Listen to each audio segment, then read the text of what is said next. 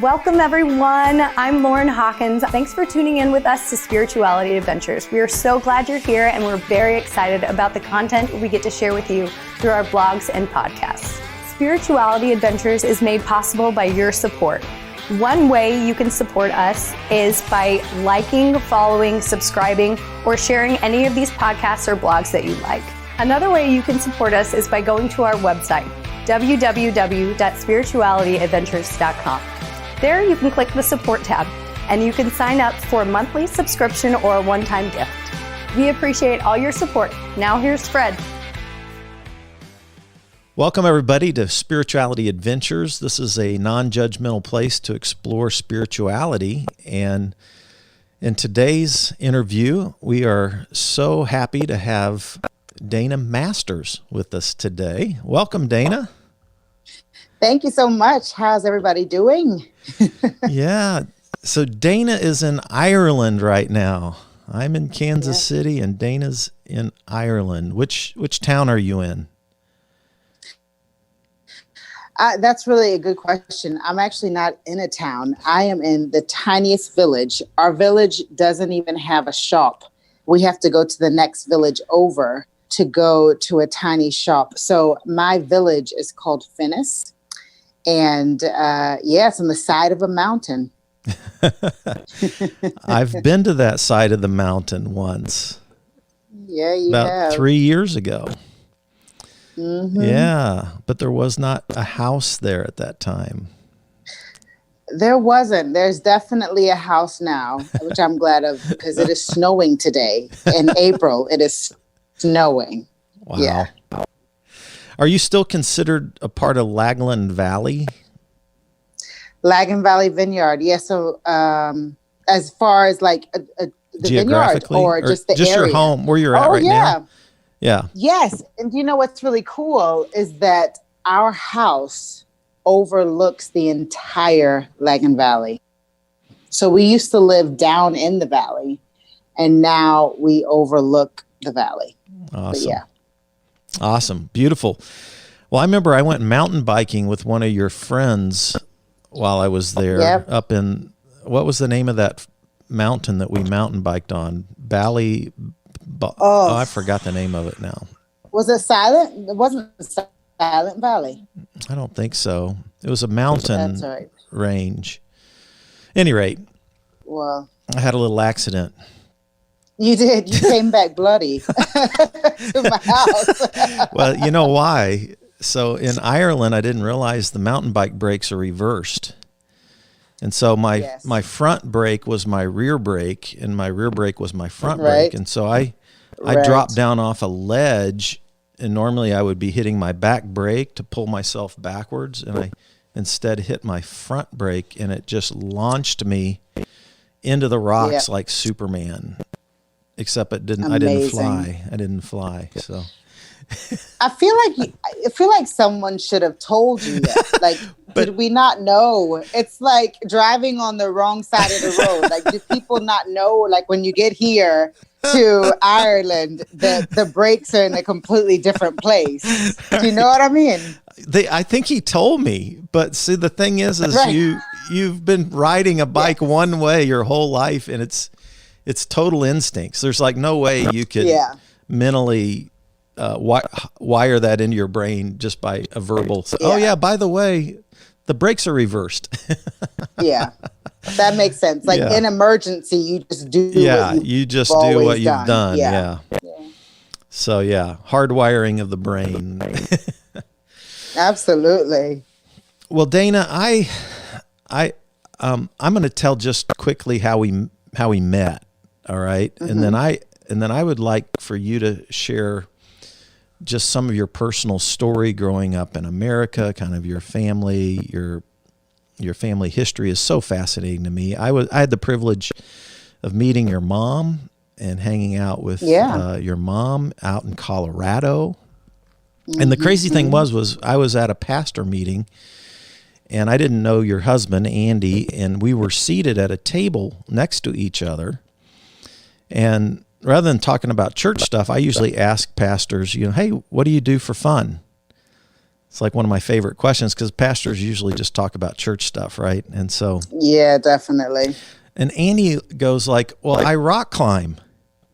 And I'm like, what? No way. Like I'd been a pastor for over 30 years, and I've asked that question of pastors all over the world, thousands of pastors. And he's the first one that said rock climbing. And I'd been rock climbing since I was a teenager.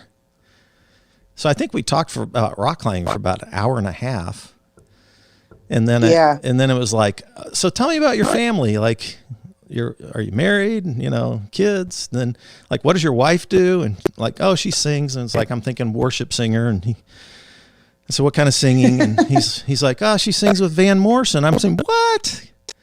A rock climbing pastor has a wife who sings with Van Morrison. This isn't even real. This is not real. This is too good to be true. So I literally told him, I said, I'm going to bring you, and then we, because I knew he had never rock climbed in Colorado. And so I put the scheme together, like, I'm going to bring you guys in, let Dana sing, you preach, then we'll drive to Colorado, we'll go rock climbing and hang out. Yep. And we did it. We made it happen. We did it. You made it happen. I remember when he came home from that, whatever that pastor's gathering was, and most of the time he comes home and, it's a bunch of church talk, but he was just so buzzed. He was like, I met this pastor who loves the mountains and rock climbing. We talked about that for hours. So it obviously had an impact on him, just finding someone who wanted to talk about something other than church. Exactly. It was so fun. All right. Well, let's hear, where did you grow up, and tell us about your family a little bit, and growing up African American on the East Coast with a family that was very much a part of the civil rights movement. Give us a little bit of your family background. So I was born and raised in Columbia, South Carolina, and my family, both on my mother and my father's side, are all from South Carolina originally. My mother's family is from a small country town called Barnwell, South Carolina. And my father's family is from Charleston, South Carolina, sort of that area. And growing up in South Carolina was lovely. I actually had a really good childhood. So much of that was my family, my wider family's involvement in my life. My childhood is marked by big family gatherings, eating together, sitting at a table, hearing the same stories over and over and over again of what life was like for my mother and her siblings growing up through the civil rights era of the 50s and 60s. And so much of that just felt really normal.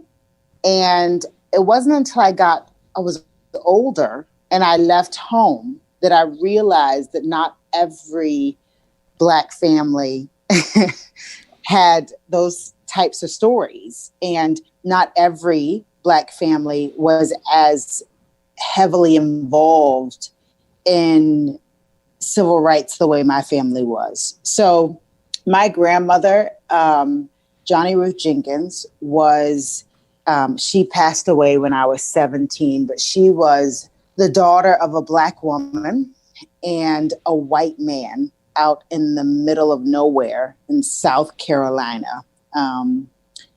And she was very, very fair-skinned. She had red hair. And I say all that to say that in her community, she grew up in the Black community. She did not blend in. She stuck out like a sore thumb. And, but she loved the community she grew up in. She loved it. She had an interesting childhood. Her mother was a very interesting woman, my great grandmother Razzie.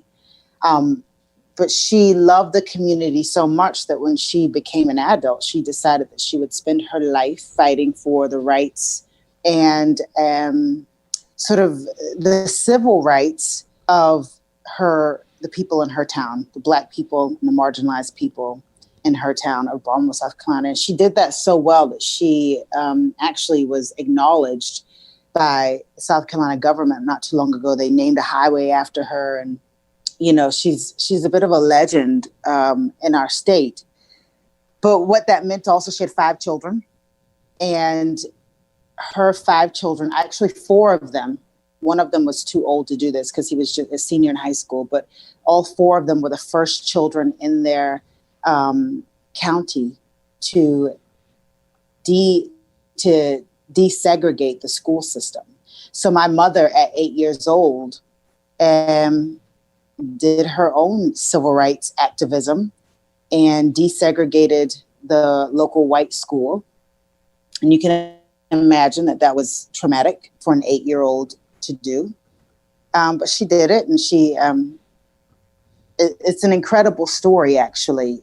It blows my mind having children, realizing that these children were on the front lines of a war that was going on in America, of a civil rights war. And I don't think we would ever think to put children in those places, but these children, they were the only ones who could do it. It wasn't like the adults were going to desegregate the schools, the primary schools and the high schools. It was the children who did that. And they paid a high price to do that, So that's kind of how I grew up, with all of that just being like normal stories around my family table at Christmas and Thanksgiving and Easter and every other holiday that we decided to get together and eat way too much food. These were the stories that I grew up with. So yeah, it was an interesting upbringing.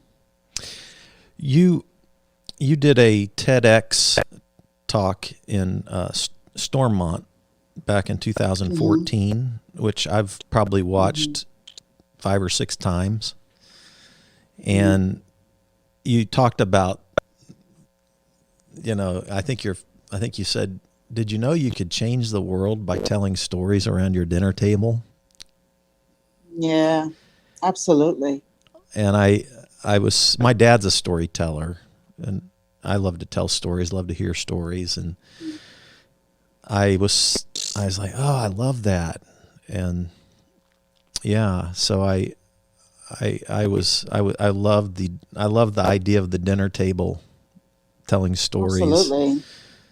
You break bread together and share you stories. break bread together and you pass on.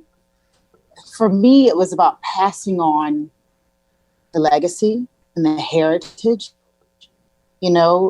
I often talk to friends of mine about how that time in my life has shaped me so much as a person, because I never feel by myself when I'm moving throughout the world.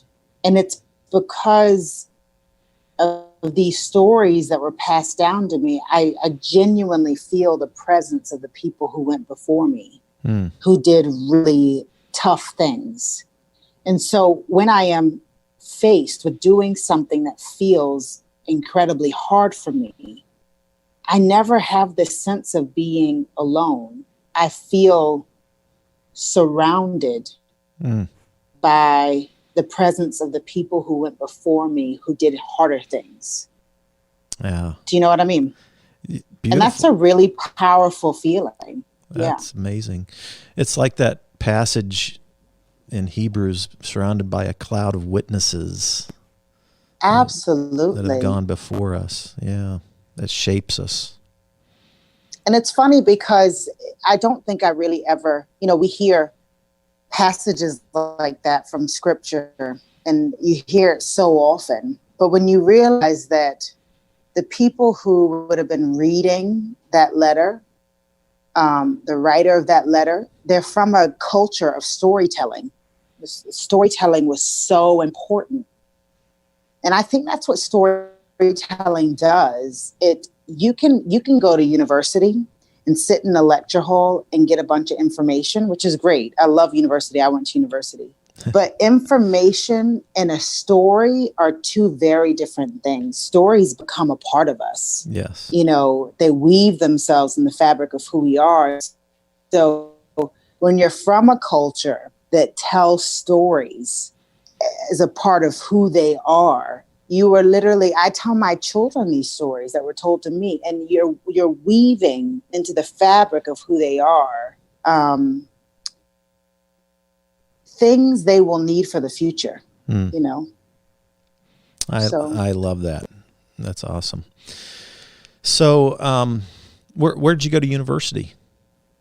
I went to university. So I grew up, back to my childhood, I grew up in the Black community, 1 foot in the Black community, 1 foot in the suburban white community where I went to high school.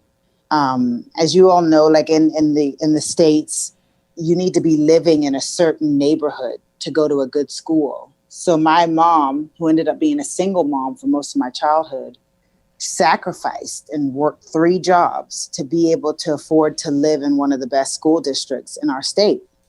So I went to school, and I was constantly always surrounded by white people, lovely white people, some of my best friends and all this good stuff.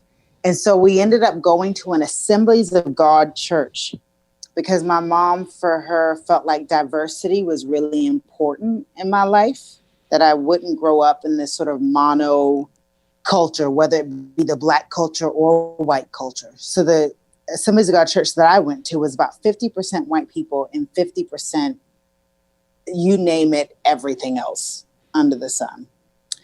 And that was, I didn't realize this at the time, but that is very rare for an Assemblies of God church. Which is very white, rare, middle-aged male. Yes. Yeah, just rare in general in America. In general for church. Exactly. And so I grew up in this very strange culture. And because of that, the Assemblies of God movement or denomination in America has a number of universities.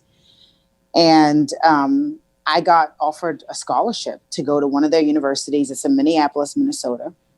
And I studied music and vocal performance. I didn't do the whole sort of Christian education side of it, as far as, you know, I wasn't going into ministry. So I was in their liberal arts college.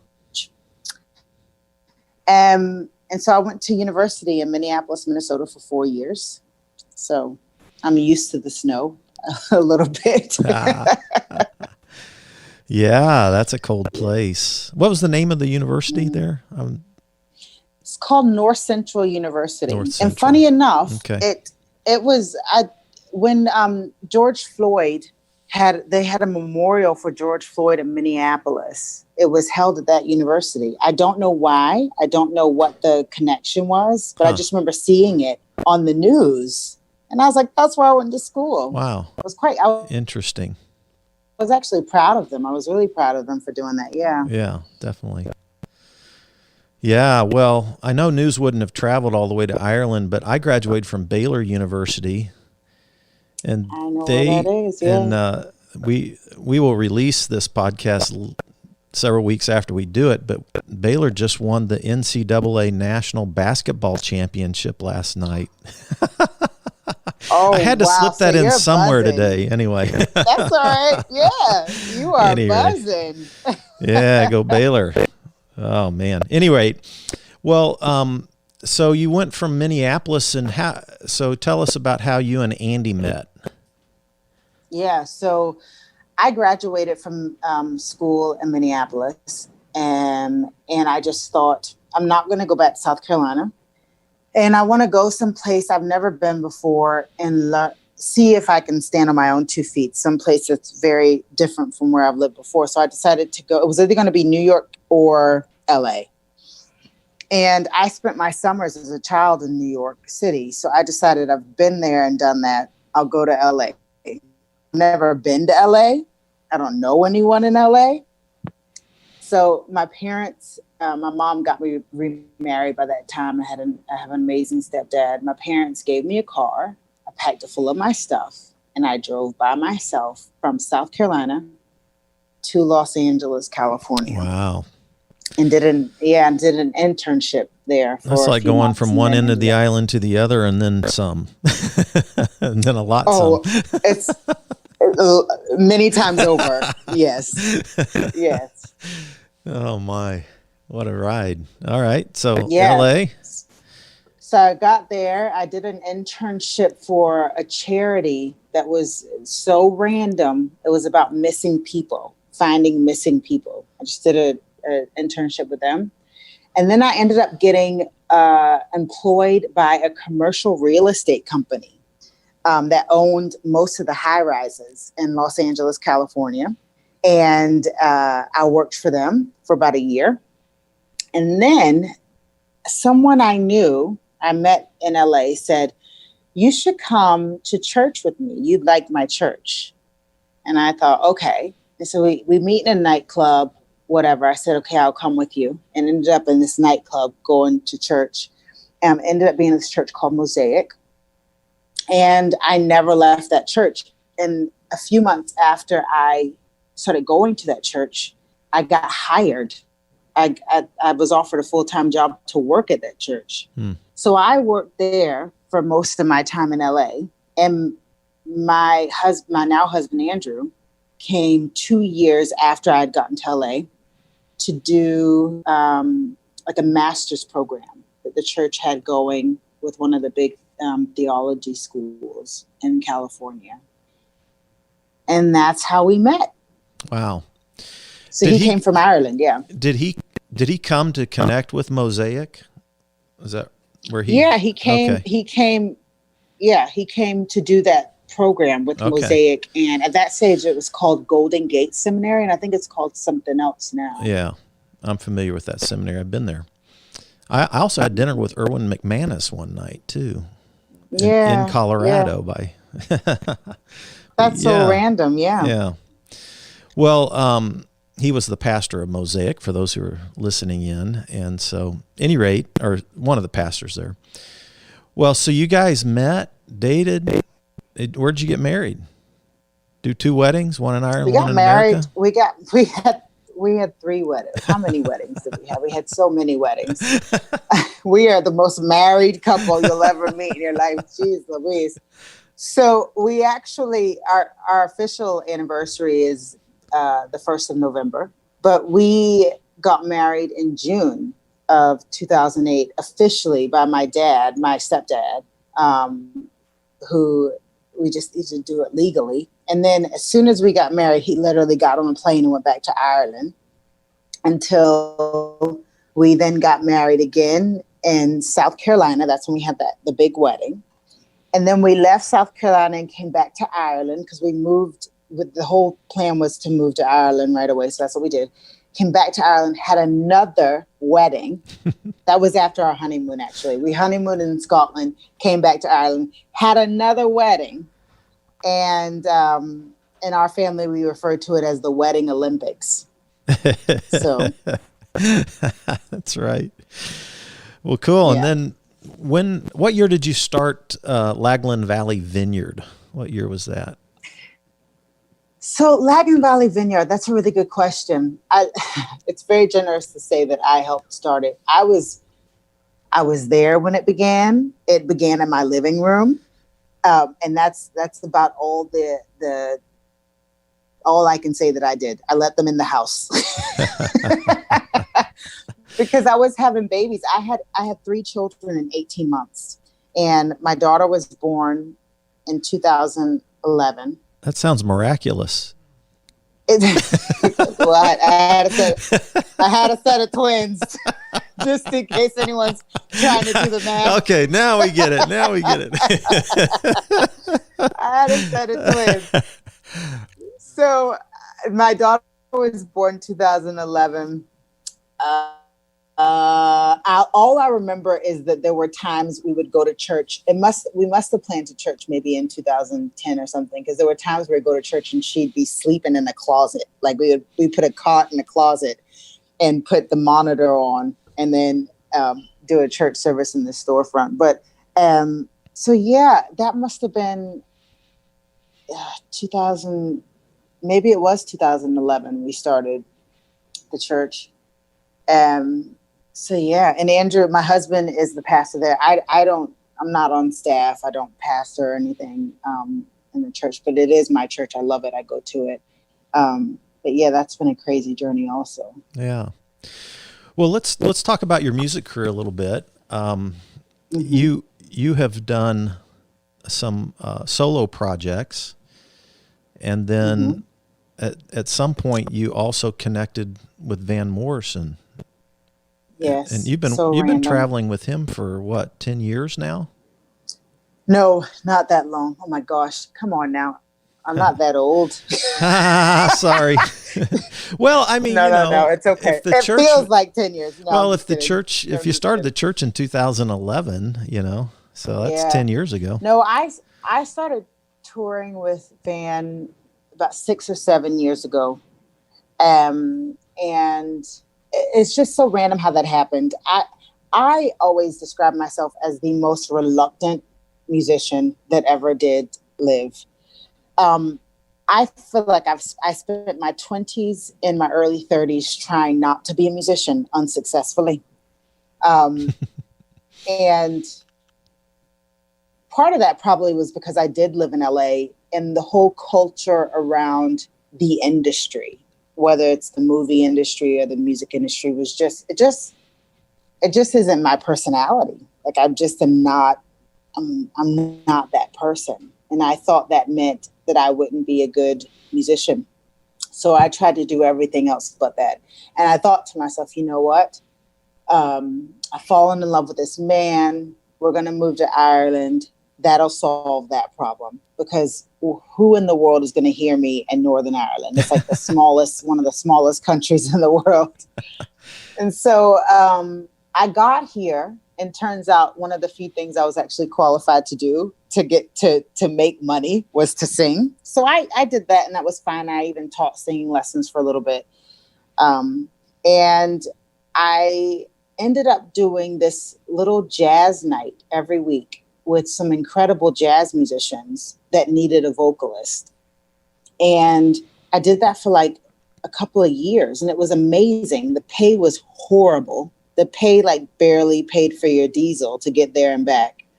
But it was so amazing because the people who came just really loved music. And I developed a lot as a vocalist doing that. And I remember one time the guy who was in charge of that is a friend of mine named Lindley. He came up to me one night and he said, "I don't want you to get nervous. Don't get nervous. Don't freak out. But I have to tell you something." I said, "What?" And I'm like, what is he about to tell me? And he says, "Van Morrison is coming tonight." And I said, "Okay, who's Van Morrison?" You didn't. I didn't grow up. I didn't grow up on Van Morrison music. That's funny. And it's incredible music I know now, but I now know that he's known as kind of like blue-eyed soul kind of thing. But when you grow up in the South, in the States, and you have like soul where it originated from, no one's really looking for, blue-eyed soul. I didn't grow up on Van Morrison. I didn't at all. And so he started coming to those nights, and then he asked me. I was heavily pregnant actually with my twins at that stage. And I think he waited until I gave birth and looked semi-normal again. And then he said, "Do you want to come do backing vocals?" Oh, wow.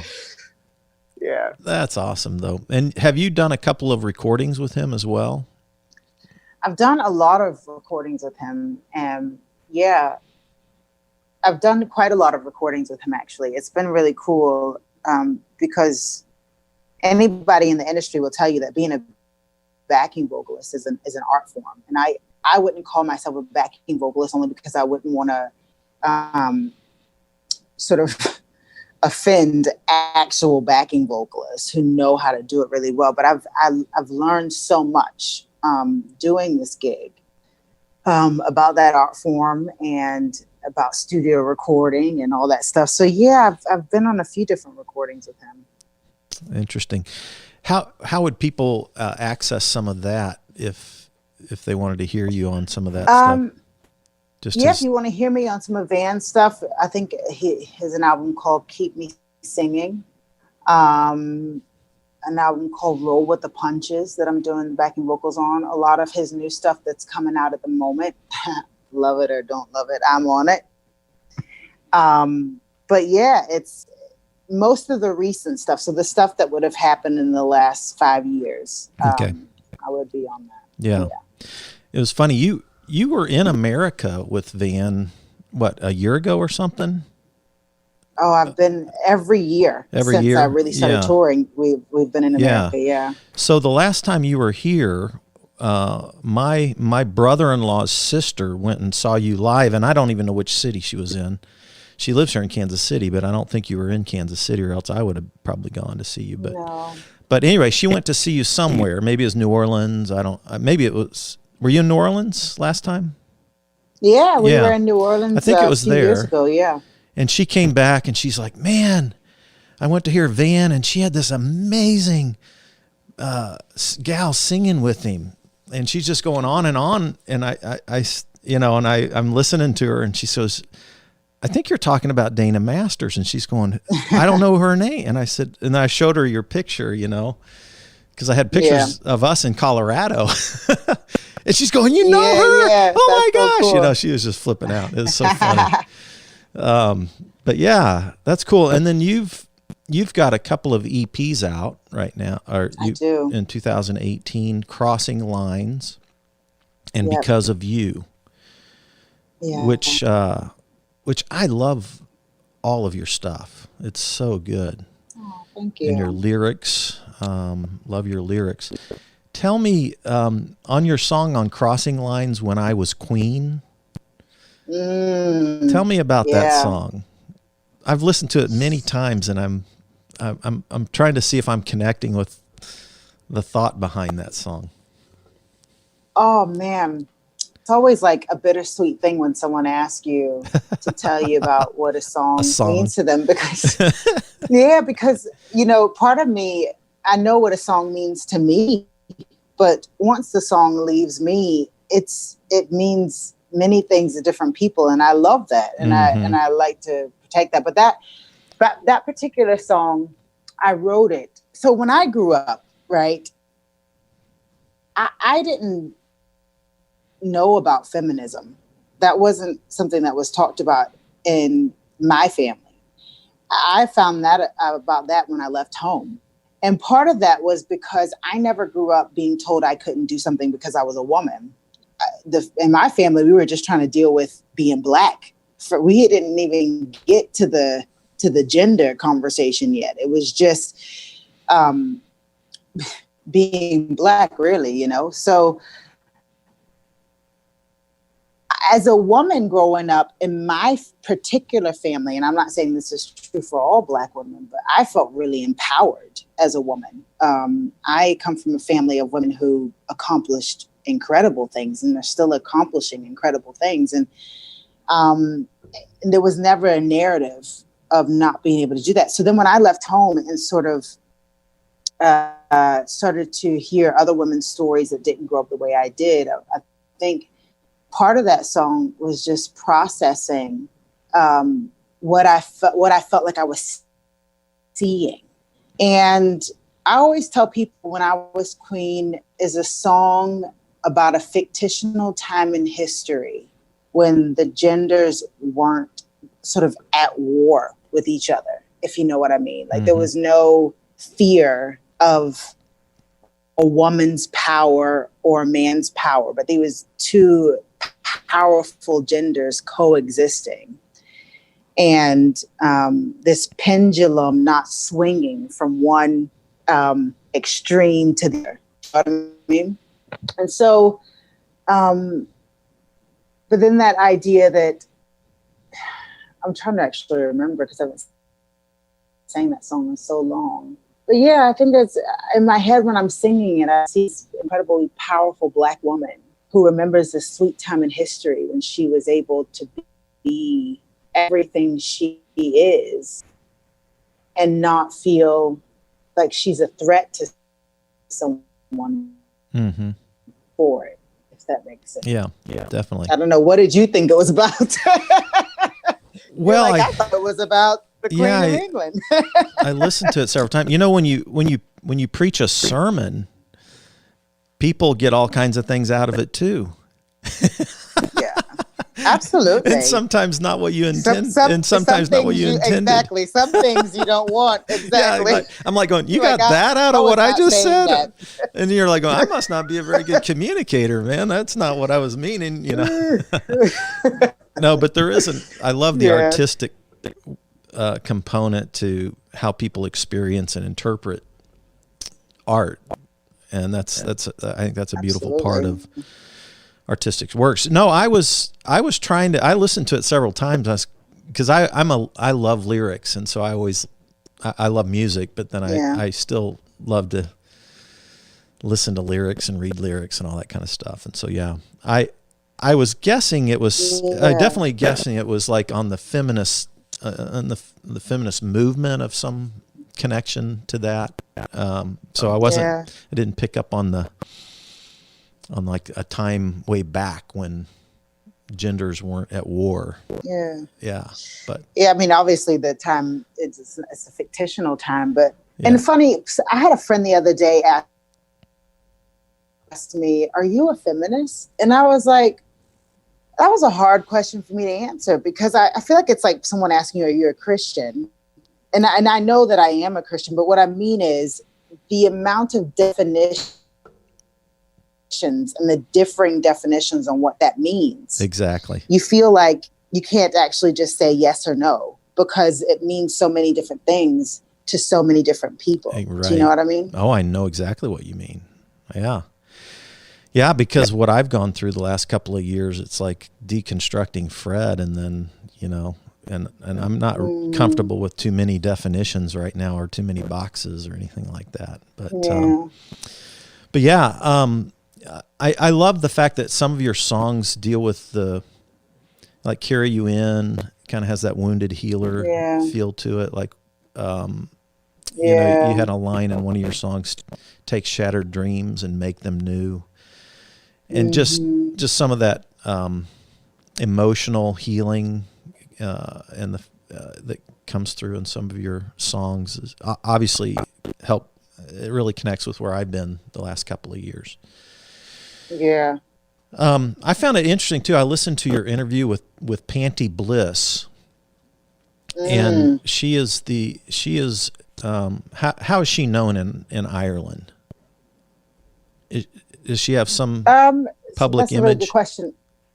Yeah, so Panty Bliss became, now I could be completely wrong, so fact check me here, but I believe that she is seen as like a public figure and a civil rights activist for the LGBTQ, et cetera, community in Ireland. And there was a moment around when Ireland was on the cusp of voting for marriage rights, I think it was, or equal rights for the LGBTQ community to be married, that she came to the forefront of that and became almost like a spokesperson and sort of a figurehead for that community during that time.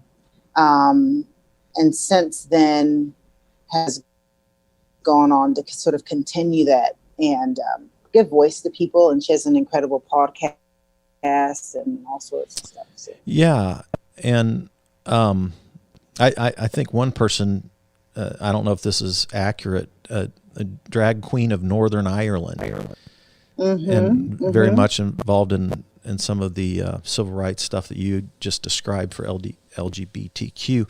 But I thought it was fascinating because she asked you, I can't remember the title of the podcast, like Skin Deep or Skin Deep, I think it was, right. Wasn't it? Yeah. And she was asking you about being Black in Ireland and how what your experience was, because I said this to you before we came on air about how when I was there, even staying in I stayed with you and Andy a few nights, and you were literally one of the only Black people I saw. I was in Ireland for 2 weeks, and so I was like, man, this is a white place, because I go, like, since I've not been at my church that I was pastor of for some years, I actually attend the largest African-American church in Kansas City, Missouri now. And,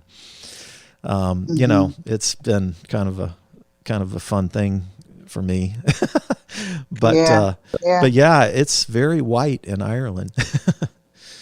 So she asked you It about is. And I growing mean, up there, and your comments yeah, were really interesting to me.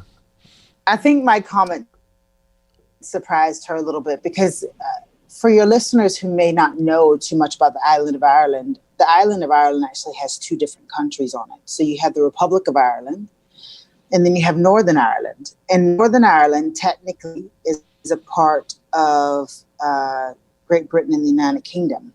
So our laws and our sort of society is technically run under the UK umbrella, whereas the majority of the island, which is the Republic of Ireland, is its own country again. But there's very close relationships between all three of those sort of things. And so for me, I went down to the Republic to do that interview.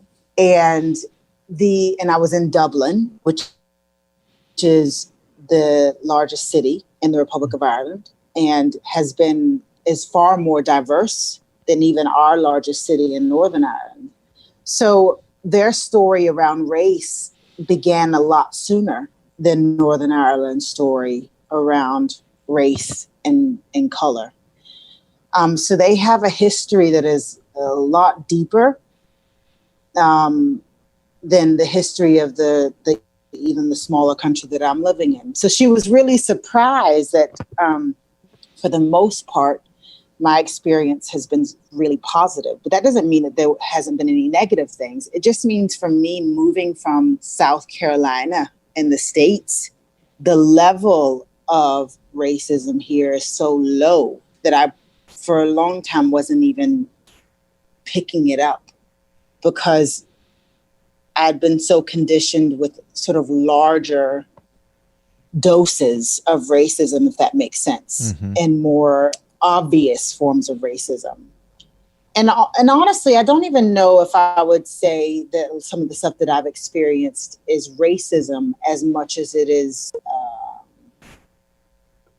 the kind of ignorance that comes from your country literally only having one race in it. And that's no fault of Black people don't want to live in the snow in April. Like, that's not something that you don't traditionally find people of color, coming to an island, where it's snowing in April. And, like they're so, the fact that I'm here is I'm literally looking at sheep grazing on my field out of a window. Those are my closest friends outside of the people in my house right now.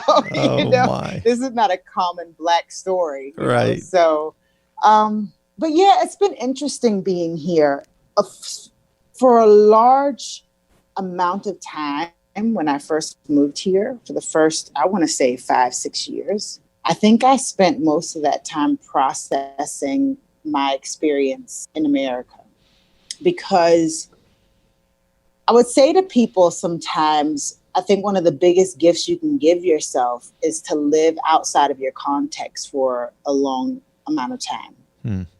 Because I think that it's really difficult to assess and process and analyze your experience whilst you're still having the experience. Even emotionally, to be able to separate from my story growing up as a Black girl in the deep South in America, to not be that, to have that not be my only identity, has been incredible, because I've been able to actually process what my story actually was, and what part did racism play in my life when I was growing up and living in America and living in LA and living in Minneapolis and in church.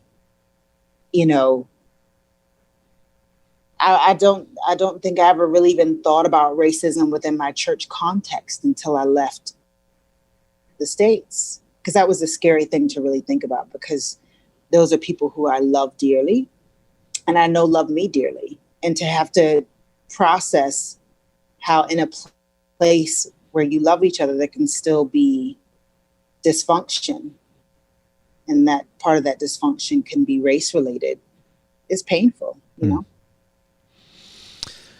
Yeah, I think that it was interesting for me to hear that as well, because I think you even said that in some ways it was healing to be in Ireland. Absolutely. As you processed some of all of that, there was a healing component to it. I mean, I'll tell you this, Ireland as an island is a really, in my opinion, a very healing place. Do you know what? I am so not a hippie, and like, so not one of these, like, you know, loosey goosey, let's listen to the universe people. And yet sometimes I am, I catch myself. I can't say that I'm not, but I kind of have this belief that I think sometimes as human beings, we get really into ourselves and we forget that the whole earth was created. And I visit different places and you get things from different places, not the people, just the land. Like if you go out into nature in Sweden, or you walk through and go and see the wildlife in rural parts of South Africa or wherever, if you listen and if you sort of take time with nature, you get these like feelings of what's happening. And I'm not really great in nature. I'm still learning to love nature and to take time with it. But now that I live literally in nature, we've plopped our house in the middle of nowhere on the side of a mountain. One of the things I've just realized is that this island is very healing. It's very healing. It's like a nurturer. It's like a mother. It's like, come and I'll patch you up. That's one of the things that I've noticed here. I need to come hang out a little longer.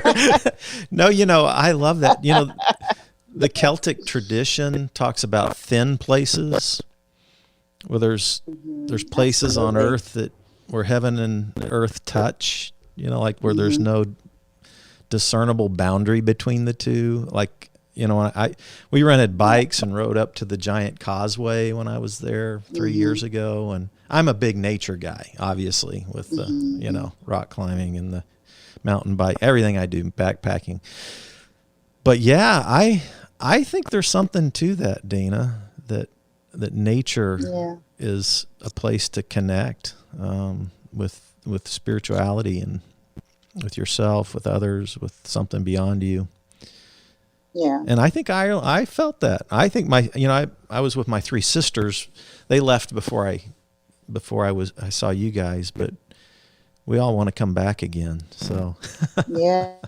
Well, you're welcome. Yeah. You're welcome anytime. Beautiful. Well, let's this is great. We could go on and on, but let's try to do let's see if our connection works well enough. Would you mind doing a song to kind of close us out? And absolutely. And I want people to know that they can. What's your website? I just took my website down because it needs updated, and so it's not active right now. But you can find me on Instagram at Dana Masters Music, and the same on Facebook, Dana Masters Music. And I've got some new music coming out in the next few months that I'm really excited about, and collaborations that I've been able to do with some orchestras here on the island. And this song that I'm gonna sing a bit of this song for you now that I actually did. You can find it on YouTube, that I did with the RTE Orchestra around the winter solstice. They were celebrating the winter solstice, and I did this song. And it's actually a song that I wrote to this island.